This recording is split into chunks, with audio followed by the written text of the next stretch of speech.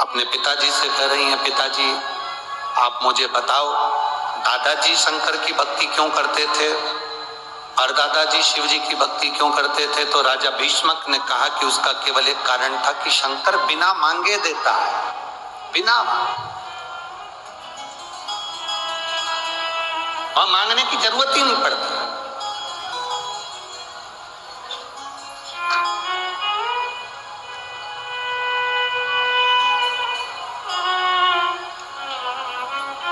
पीछे की एलईडियां चालू करवाइए उस वाले पंडालों की, और पीछे की आवाज भी बढ़ाइए।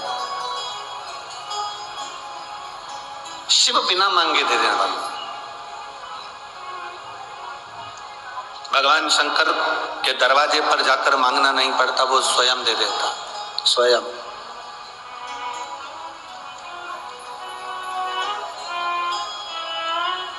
आज हम गाड़ी में कह रहे थे कि पूरी दुनिया में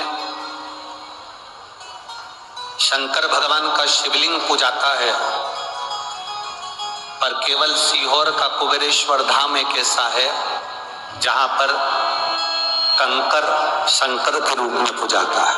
केवल एक, पूरे भारत की भूमि पर केवल एक ही भूमि ऐसी, एक ही जगह ऐसी है, सीहोर का कुबेरेश्वर धाम, जहां पर कंकर शंकर के रूप में पूजाया जाता है।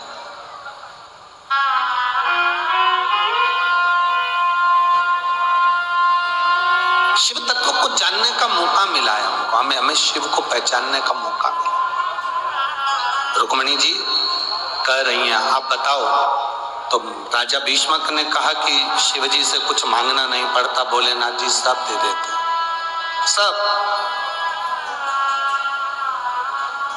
भगवान देवाधिदेव महादेव सब दे देते। अब रुक्मिणी जी के अंदर खलबली उत्पन्न होने लगी। रुक्मिणी जी के भीतर एक शिव जी से मिलने की और भगवान कृष्ण को पाने की एक भीतर से उमंग जागृत हो गई।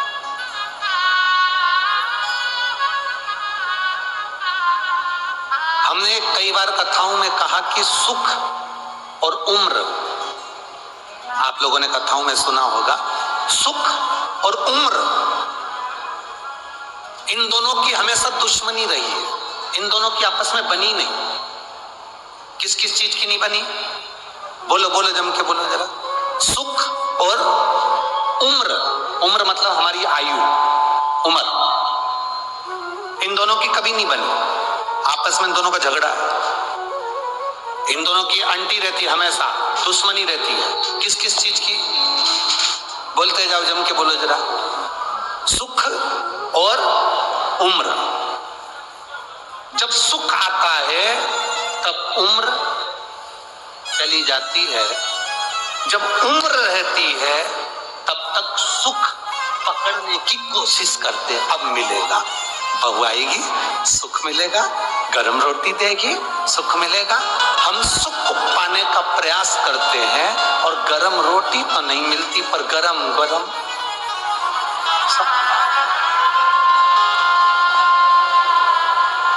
सुख और उम्र की हमेशा झगड़ा रहा। सुख और उम्र का कभी नहीं बना, सुख और उम्र में आपस में कभी संबंध अच्छे नहीं रहे। जब व्यक्ति की उम्र निकलती है तब उससे सुख मिलना प्रारंभ होता है, और वो थोड़ा सा समय 30, 35, 20, 25, 30 साल पूरी जिंदगी संघर्ष में निकल गई, सुख पाने में निकल गई, पूरी जिंदगी कमाने में निकल गई, और सुख का समय जब आया तो मालूम पड़े सीता सुख और उम्र दोनों विपरीत, दोनों।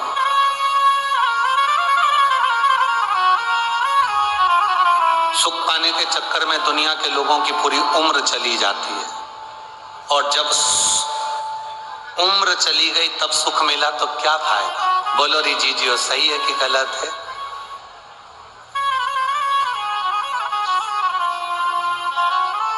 शादी करके नए नए आए थे,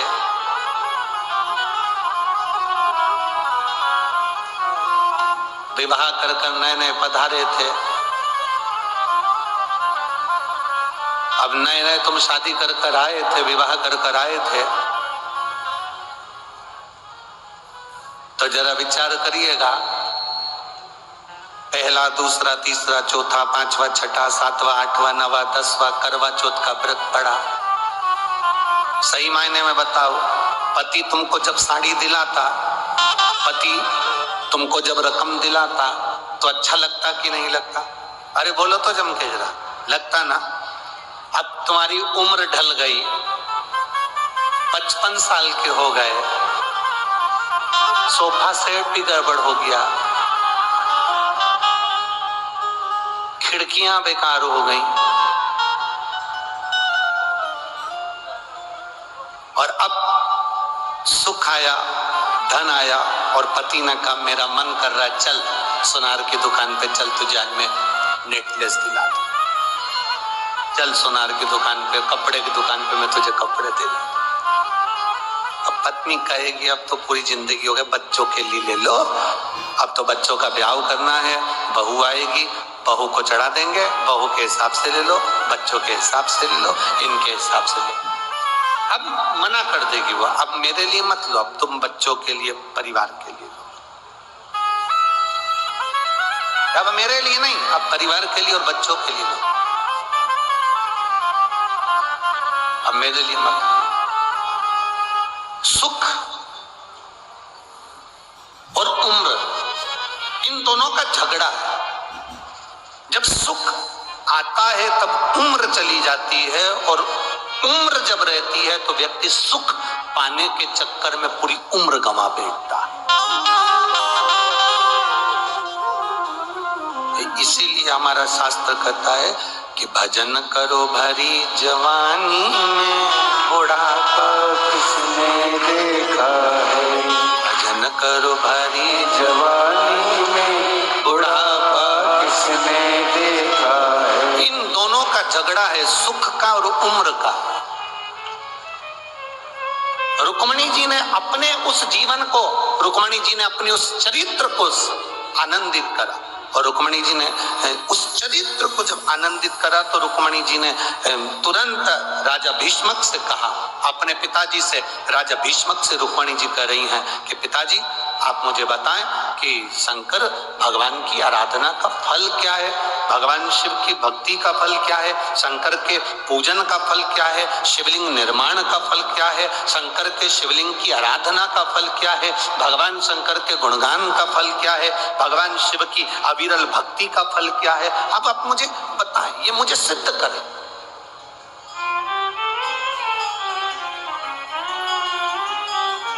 राजा भीष्मक ने कहा, रुक्मिणी, शिव की अविरल भक्ति वो भक्ति है जिसमें मांगने के लिए आपको हाथ नहीं फैलाना पड़ेगा।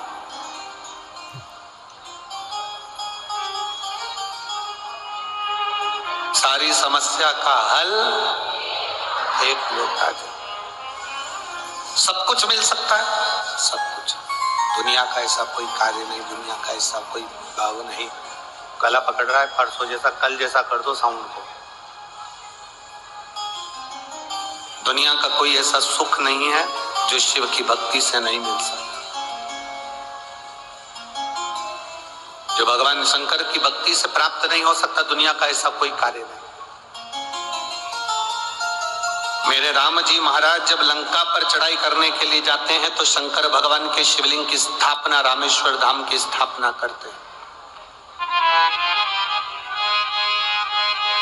मेरे भगवान कृष्ण रुक्मिणी जी के साथ बैठकर भगवान कृष्ण की अविरल भक्ति को धारण करते हैं। शिव के बिना सब अधूरे। रुक्मिणी जी ने कहा तो क्या सब कुछ शिव की भक्ति से मिल सकता है? क्यों नहीं मिलेगा? करो भगवान शंकर की भक्ति। ऐसा दुनिया में कौन सा कार्य है जो शंकर की भक्ति के बिना, शंकर की भक्ति से नहीं मिलता? करो शिव आराधना। रुक्मिणी जी 6 वर्ष की अवस्था में रुक्मिणी जी कौंडल्यपुर से पैदल चलकर वन क्षेत्र में पहुंच गई। पैदल चलकर वन क्षेत्र में पहुंची और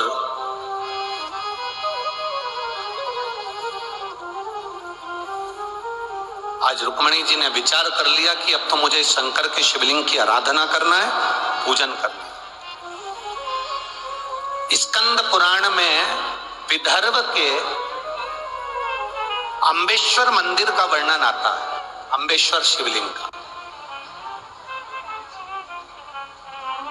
जैसे अपन ने विदर्भ खंड को अगर पढ़ते हैं तो विदर्भ को अगर हम पढ़ते हैं तो विदर्भ को पढ़ने में कौंडल्यपुर का वर्णन आता है। आपको कौंडेश्वर महादेव का वर्णन अपन ने स्मरण किया। फिर अपन ने कथा में तपोवनेश्वर महादेव का स्मरण करा। उसी तरह तीसरा जो वर्णन आया है अम्बेश्वर महादेव, जहां पर माता रुक्मणी स्वयं वन क्षेत्र में आ गई। कौंडल्यपुर को छोड़कर मां दौड़ती स्मरण करती अपनी सखियों के साथ वन क्षेत्र में पहुंच गई।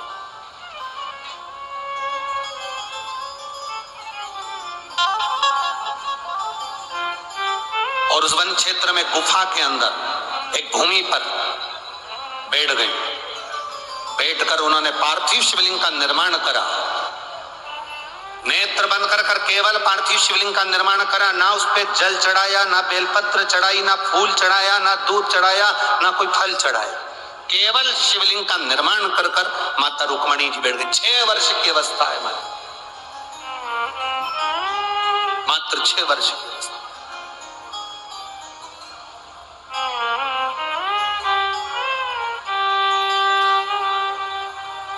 गुफाओं का मार्ग, वन क्षेत्र पूर्ण तरह से वन में ढका हुआ, भयंकर हिंसक पशु पक्षी, और मां बैठी है रुक्मणी 6 वर्ष की अवस्था। जैसे माता पार्वती जी ने तप किया था शिव जी को प्राप्त करने के लिए, रुक्मणी जी ने तप किया भगवान कृष्ण को प्राप्त करने के लिए, और वो भी शंकर का तप किया, शिव का।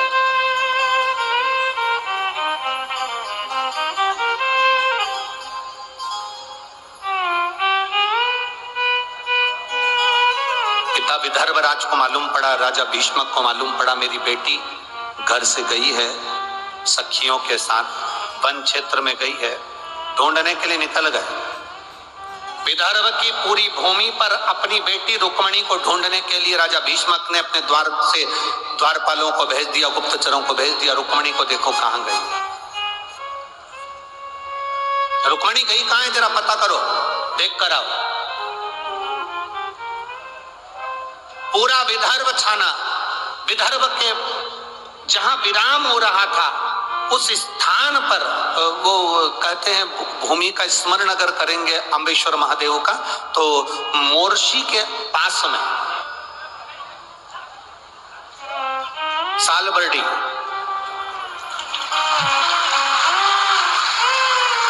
मोर्शी के पास में सालबर्डी, ये आज का नाम है, पुरातन नाम अम्बेश्वर महादेव। पुराना अगर स्मरण करेंगे तो वहां मोर्शी में पड़ेगा ना, मोर्शी के अंतर्गत ही आएगा। और जहां सालबर्डी आप लोग कहते हो, छोटा महादेव कहते हो, बड़ा महादेव कहते हो, जो भी कहते हो आपकी भाषा में, पर हमारी भाषा में अम्बेश्वर महादेव। जिस कथा का नाम माननीय सांसद महोदय नवनीत जी राणा जी ने, श्री रवि जी राणा जी ने इस कथा का जो नाम लिया, अम्बेश्वर अम्बा, शिव महापुराण की कथा, इनका मूल लक्ष्य था कि पूरे विदर्भ क्षेत्र में जो हमारे स्कंद पुराण में और हमारे शास्त्रों में जिन जिन शंकर के मंदिरों का, जो अम्बा महारानी का और जो भगवान की विरल भक्ति, जो विदर्भ राज भगवान शिव की भक्ति करे हैं, ऐसी मूल कथाओं का उद्देश्य रहे। और मैं माननीय नवनीत जी राणा जी को धन्यवाद दूंगा, रवि जी राणा जी को धन्यवाद दूंगा कि ये केवल तपोवनेश्वर, कौंडेश्वर, अम्बा मां, कौंडल्यपुर या मोर्शी के श्री अम्बेश्वर महादेव, ये केवल यहीं तक सीमित नहीं है। हमारे बीच में अयोध्या से, अवध भूमि से मेरे राम लला अयोध्या की, मेरे रामलला अयोध्या के जिस टेंट में रहते थे, उस टेंट में पूरा जीवन जिन्होंने रामलला की सेवा में और उनकी आराधना में, पूजन में लगाया, ऐसे परम पूज्य संत शिरोमणि पधारे हैं। एक बार जोरदार ताली बजाकर उनका स्वागत।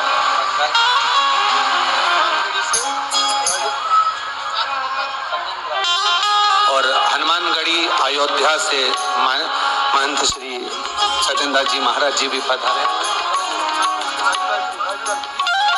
हनुमानगढ़ी से श्री राजूदास जी महाराज जी पधारे हुए हैं। एक बार जोरदार ताली।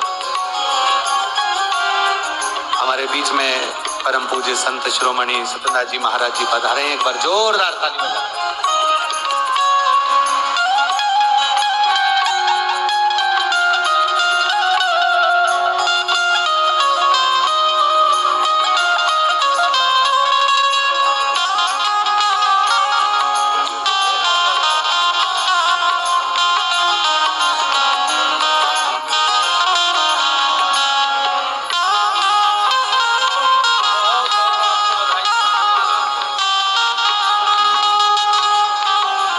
आने से ऐसा लग रहा है स्वयं अवध के राजा श्री राघव जी यहाँ पहुंचे हों, राम जी महाराज यहाँ पहुंचे हों। जोरदार ताली बजाएं।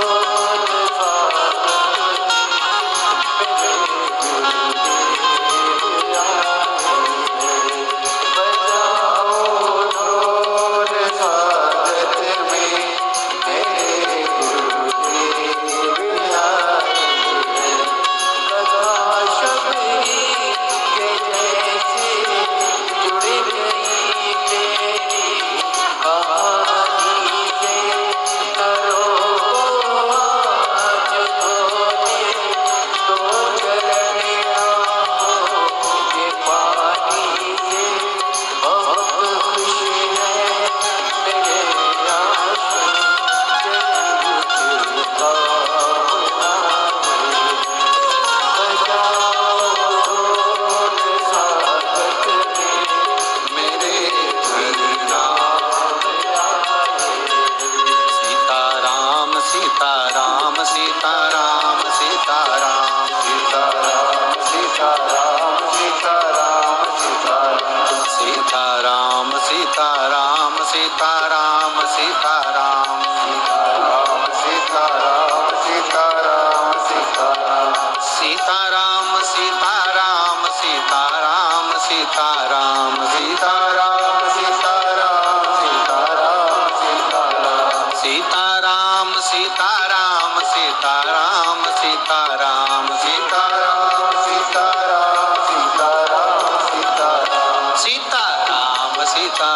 सीताराम सीताराम सीताराम